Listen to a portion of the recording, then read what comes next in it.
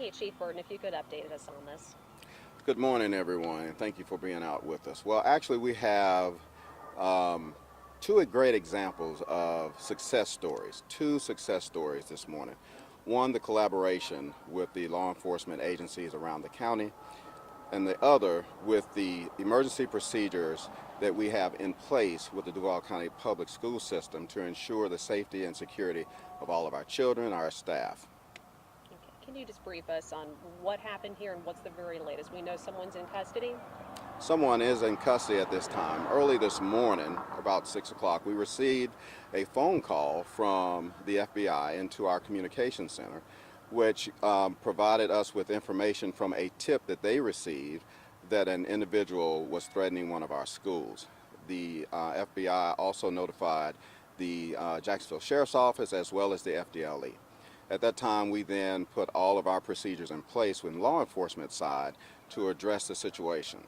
At the same time, we alerted the school district to put our emergency procedures in place to ensure that our school was safe, and in that we diverted all of the buses or any students that may be walking or students that may have car transportation over to another school and held those students there. And then at that time, our reunification plan took place. In addition, here at the school, we did a thorough search of the school that included law enforcement as well as a K-9 officer to ensure that the school was safe. In the meantime, the investigation was also being conducted into the suspect. We had developed information about who the suspect was. We were able then to discover the location of the suspect. The suspect is now in custody at the sheriff's office, and the interviews are starting. Can you tell us anything about that suspect? Approximate age, male, female, where they were located? Well, I can tell you it's a male suspect.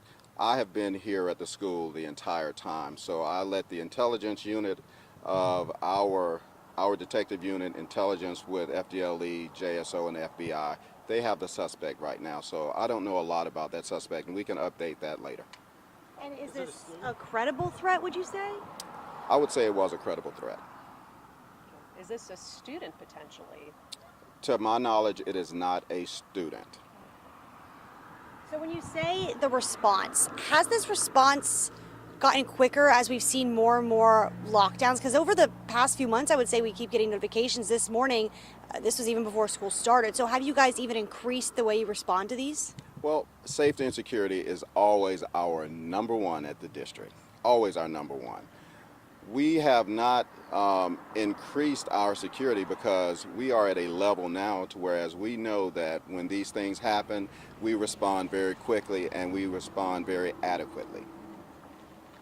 What's your response to anyone who pulls something like this, credible or not credible? Great question. I want it to be known, we take every threat seriously. The safety of our students and our staff is the most important. If you are out there and you plan to make a threat to our schools, our students, any of our administrators, we will take that threat seriously. We will do our best to locate you, and we will arrest you. And then we will ask for the state attorney to prosecute you to the fullest extent of the law. It may come out later. I know it's still early on in the investigation. The person who tips the FBI, do we know who that person was? Is it an associate of the suspect? Any idea that you can provide? We have no idea who that person is, but I can say this. One of our greatest tools out there is our students, our citizens, our parents.